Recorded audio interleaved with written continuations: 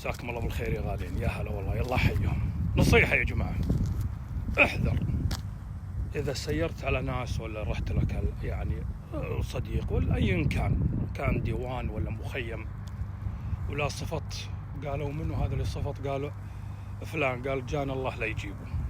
أكبر يعني والله العظيم إساءة بحق كل شخص أن الناس لا شافوا فلان مثلا أكبر عليهم قال الله لا يجيبه.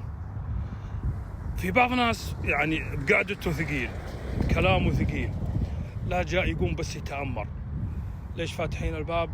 ذبحنا البرد. ليش مسكرين دريشة؟ ذبحنا الحر. ليش مولعين الحطب؟ ذبحنا الدخان. يجي هو لا هو من أهل المكان، ولا هو يعني من يعني أصحاب المخيم، ولا هو قاط، ولا يعني رجال دوره بس بهالجلسة يتأمر، وأنا الكبير وأنا اللي أمون عليكم. لا يا حبيبي، لا سيرت على العرب خلك خفيف، خلى لا أقبلت عليهم قالوا نعم الله يحييه والساعة مباركة، لا يقولون عنك جانا الله لا يجيب.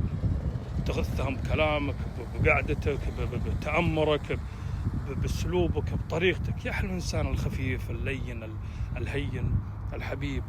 خلى أقبلت قالوا يا هلا والله، جاء الشرح، جاء الونيس، جاء الحبيب الغالي، مو كالشعوذة.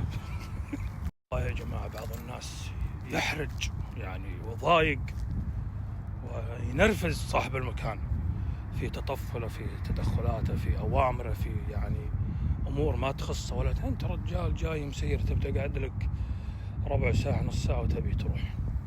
لا تقعد يعني كأنك توصل رسائل انتقاد ولا استحقار لصاحب المكان، ولا شايك ليش بارد، ولا قهوتك ليش خفيفة، ولا يا أخوي هم راضي لهم، وأنت رجال لك التقدير والاحترام.